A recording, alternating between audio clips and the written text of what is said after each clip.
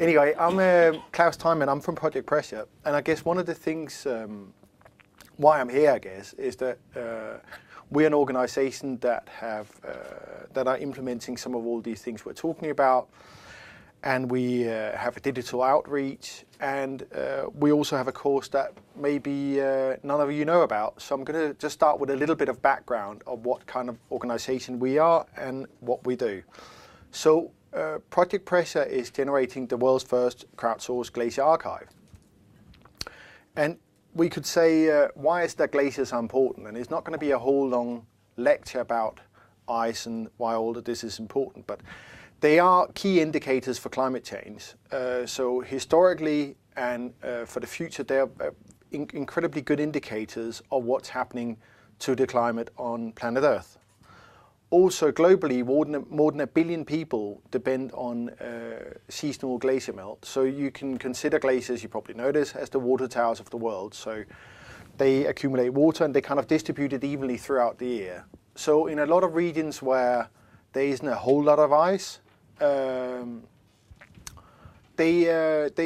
glaciers work as a distribution mechanism that filters that throughout the year. So let's say if we are in places in like South America where there's seasonal rain and so forth, the glaciers they really help to distribute that water evenly throughout the year.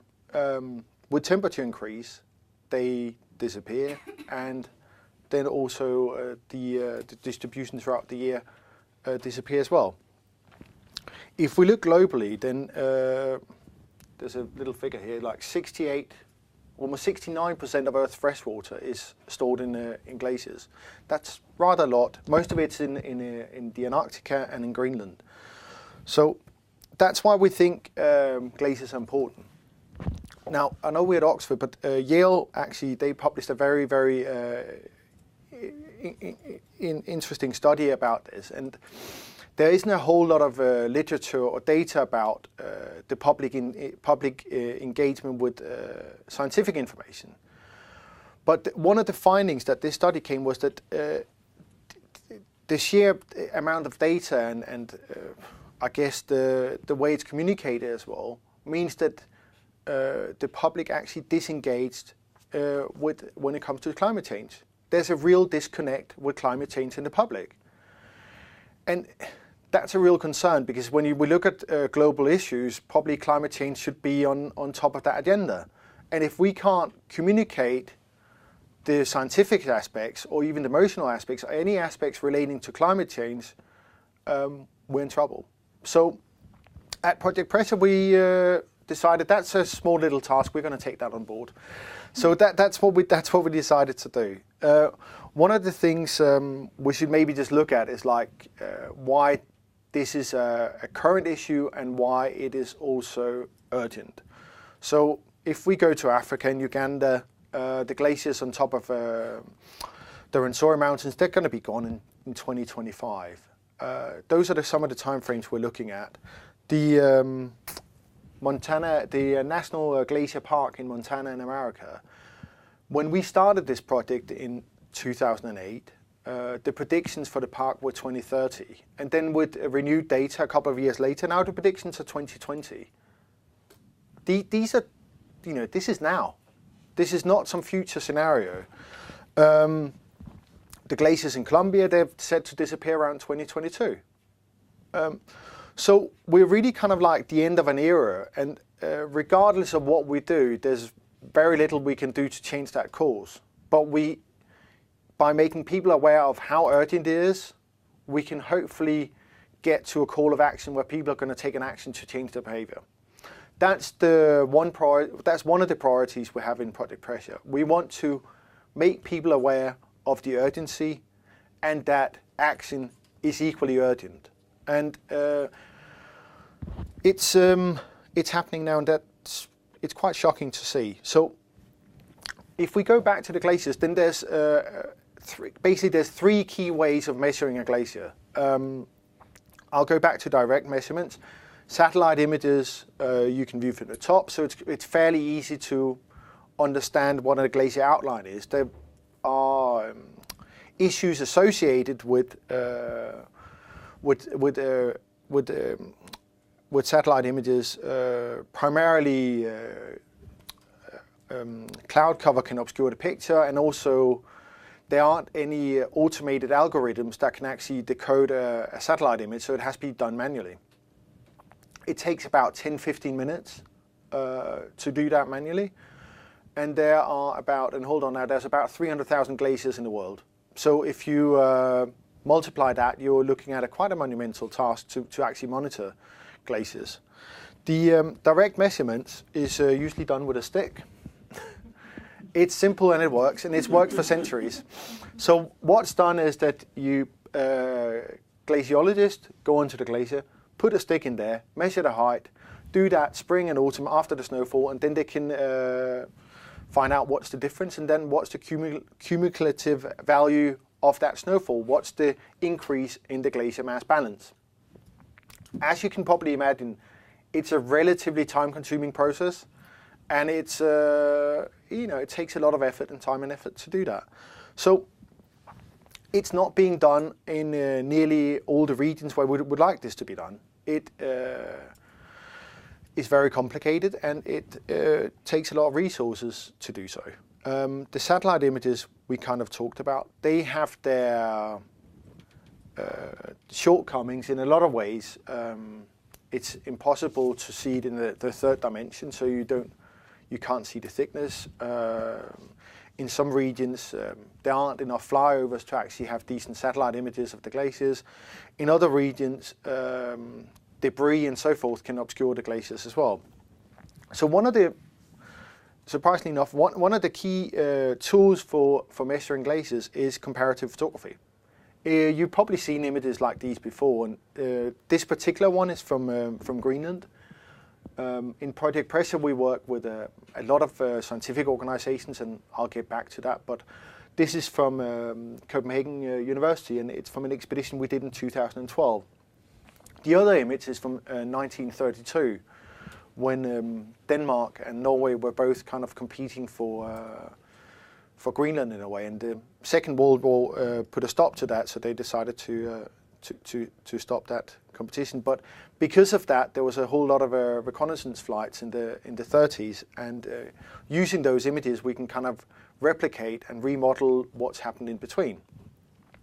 That's essentially what Project Pressure does. We use photography to generate a forum and a platform where people can get involved, and it has different use.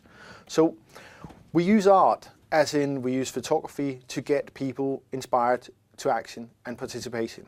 So if we go back to the study about all these scientific figures and numeric data and so forth, we believe that hopefully by engaging people in images, it creates a forum where they can understand the science behind it, but it doesn't become a stumbling block for engagement.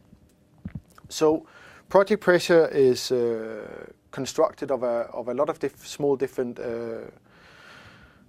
streams, and the artwork that we put on our platforms is done by world-leading artists. So that's the point of engagement. That's what we do. Next, I didn't do that, by the way. Next, we have the science, and we have the science communicated in an accessible way without oversimplifying. And I think it's very key to mention that when it comes to climate science, there's a lot of it's a whole political area as well, and it's an area where if it's not communicated right, you dumb down the science, and then you kind of oversimplify it for people, and we don't want to do that. But it's also important to have a project where everybody can participate and everybody can engage, and then the science is then scalable depending on your level of expertise. So if you're a young person in school, who, by the way, is not going to be taught about climate science anymore until you're 14 now, you might have heard that. No? Okay, that was that was I think it was the top story of The Guardian this week, that climate change is not going to be taught until you're 14. Anyway, so if you are below that, then you can still understand images, and you can understand the change, and you don't have to have a whole geology degree or a science degree in order to understand it. If we move up the scale, and if we go into, let's say, and communicate with scientists, then scientists can take the comparative images, do their data analysis, and come up with conclusions that are far-reaching. So in that way, with Project Pressure, we developed a project that is very scalable in the outreach and also the usability. And then hopefully, our hope is that the whole Crowdsourced archive will become a future educational resource. I'll get back to that in a minute, but we can talk about how to get the public involved. This is the top of the Vansori Mountains, the Stanley Plateau. So we've developed a platform called MELT, which stands for Mass Engagement and Listening Technology. And this is how we hope to get the public involved. We use pictures that are embedded with GPS coordinates and compass directions and a date. So those are the 4 elements to Project Pressure. It's really that simple. A picture, GPS, a compass direction, and date. We've then developed technology that can augment all of this information into a very accessible platform that is very easy to navigate, has a simple user interface, but also in the background all the data is being managed and being organized. And if you want to extract all that data for scientific purposes, it can be done. So basically that's what we use. So we're asking people to crowdsource data, and that can be done in a couple of ways. It can be done by uploading a picture. And as we just talked about, the handsets and whatever other devices we have, most of it's incorporated now that it does that for you. So it has, if you have a camera, it usually has a GPS function of some sort. And that's really enough. That's all we need. So it's really that simple to become a scientific contributor to Project Pressure. And you could say, how many people go to glaciers? Well, there's an awful lot of people trekking around. There's an awful lot of people that live in the vicinity of glaciers that aren't being monitored. In South America, for instance, there's huge data gaps.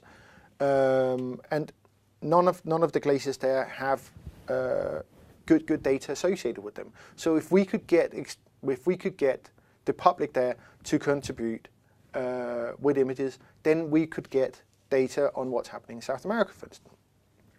In the Himalayas, there are massive data gaps as well, and part of the problem there is that the organizations out there don't share their data because they are water as a resource. So the Indian glaciologists don't share with the Chinese glaciologists and so forth. Some of the data does exist and some of it doesn't. But for instance, in the Himalayas, it's a huge trekking route. There's a ton of, not a ton, but there's a vast amount of tourists that go trekking every year. Take a picture, upload it, and then we start gathering data. All the data on Project Pressure's platform is it's crowdsourced and it's open source, so it means that it can be used freely for all non-commercial purposes. It's been part of how we conceptualized the whole project from the beginning, and it's an imperative in what we do. One of the implications of doing this as open source and dealing with, say,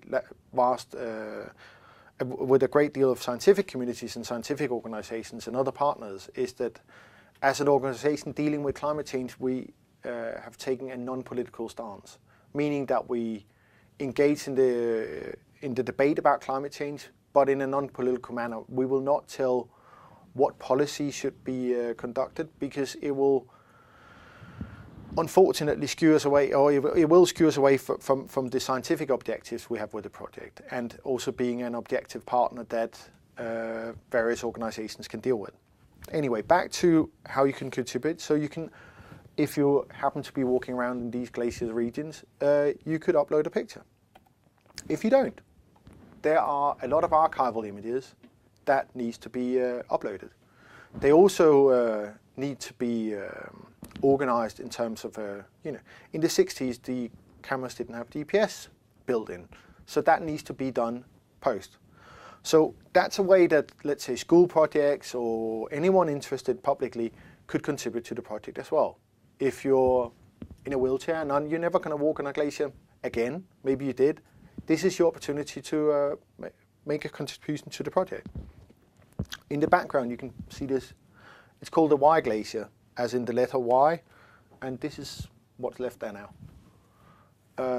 So when we're talking about these glaciers disappearing in 8 years' time, it is kind of happening. It's also interesting to see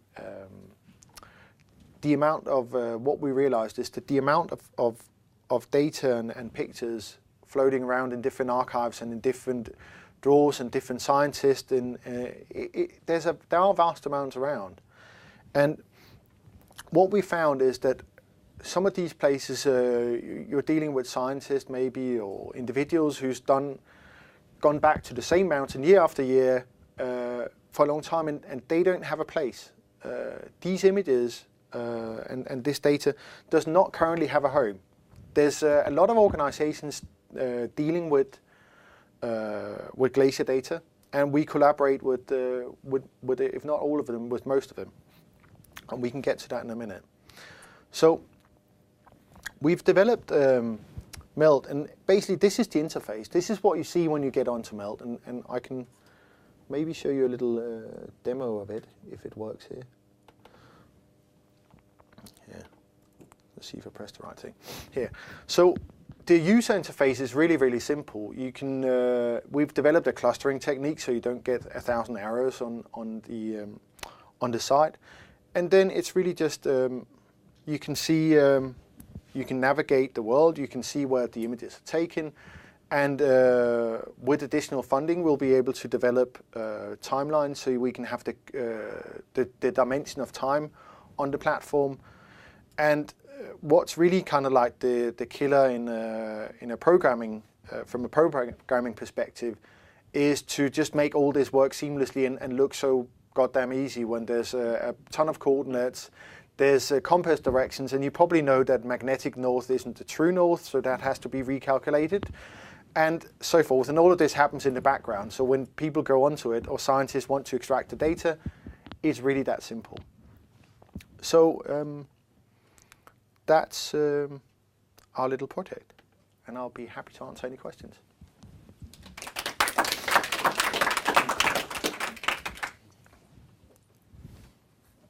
If there are any. Yeah, Lisa? Just a quick one about, yeah. Because I was just thinking about the potential for merging it with other data sets, Mm-hmm. and the kind of extendability of what you're doing, and Yeah. further collaboration. I just wondered whether, I mean, obviously it's early days, but whether there's other interest or other communities it could be. Yeah, I mean, what we do, we as an organisation, we work with other organisations you might have heard of. We work with NASA; they're contributing satellite images and analysis to the project. We have an official partnership with the World Glacier Monitoring Service, so all of their archives, the World Glacier Monitoring Service collect numeric data on a global scale, and they have different scientists in different territories. They don't have the picture data as an archived facility, so we work with them as well. So beyond the WDMS, we probably have partnerships with about 40 universities around the globe that are all going to incorporate their individual little data set onto Project Pressure. And this is where it's interesting because, let's say, the National Snow and Ice Data Center in Colorado, they have a glacier archive, but it's very fragmented, and nobody's collecting and gathering this in a combined archive. And partly because we are non-political and it's open source, we can do this, and also partly because there's a use for the scientific community.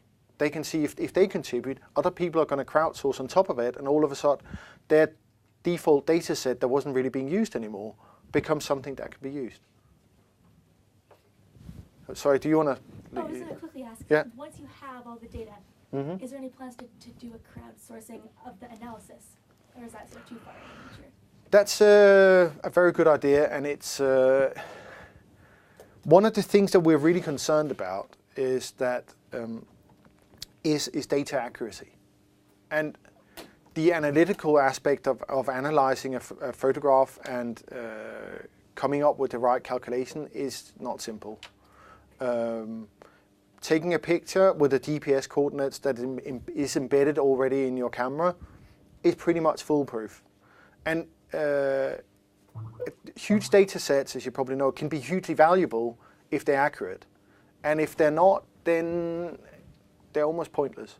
So we've set up the data protocols, and we've pilot tested these on the projects we've been doing with all these organizations, fed back the data sets to them as tests, and they come back, okay, fine, this is what we can use. So the data we've developed has been verified by all of these organizations.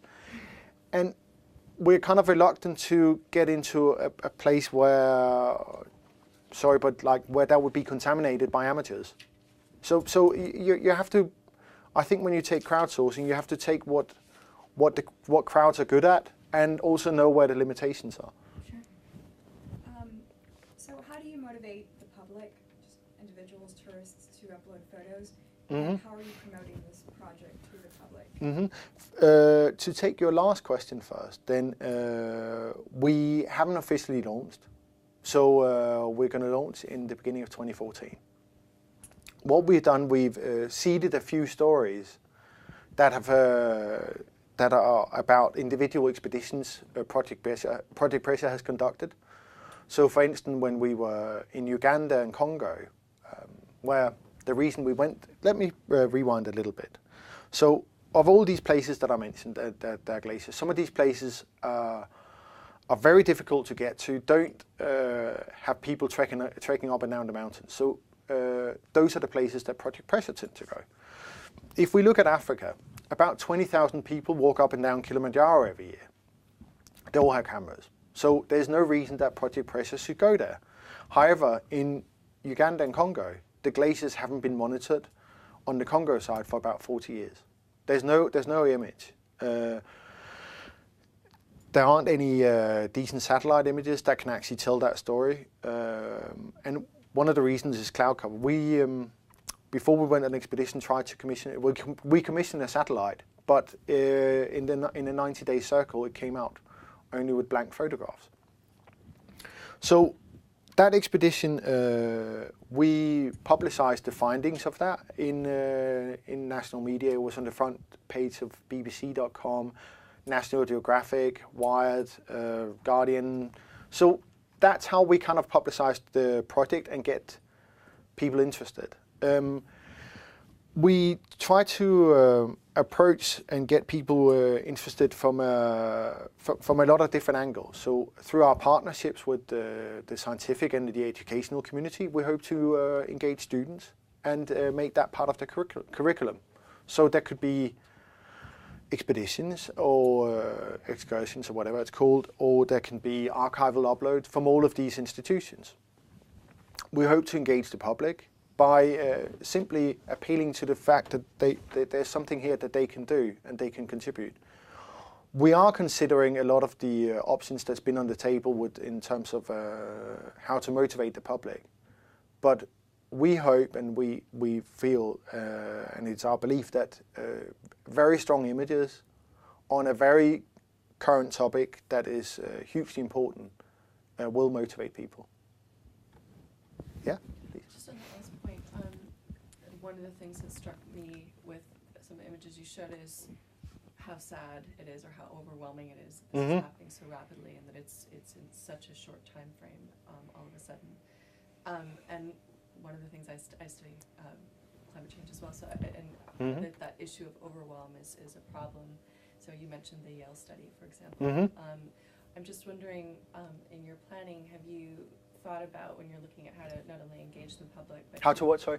When you're talking about not only how to engage the public, but potentially how to empower them to be change agents in their individual communities, how do you address strategies for helping them to cope with that sense of overwhelm? Yeah, I mean, one of the things we discussed and we're planning is to we were actually discussing having almost like a gamified carbon calculator being embedded on Project Pressure. So when people go and say, "Hey, I want to do something," that they could go, they could go back and see what their individual behavior, how that changed, and if it had a positive impact. That's one of the things we discussed. But that's kind of in the it's still in the development phase. But it's a very good point. And I guess there's also when you discuss climate change, we are kind of past stage A, which is fix it, because short term that's not going to happen. And unfortunately, one of the plan Bs is to document what's here and what it is we're losing, and that's the best we can do. And that's not necessarily an ideal scenario. And I know it's not a huge selling point, and it's kind of a, hey, you lost the first and the second half, and now it's penalty kick. Do you want to participate? I agree with you. It can be a bit. It's very sad, but at least we're doing the next best thing we can do, and hopefully also by putting forward to the public's attention the urgency, it will lead to behavioural change.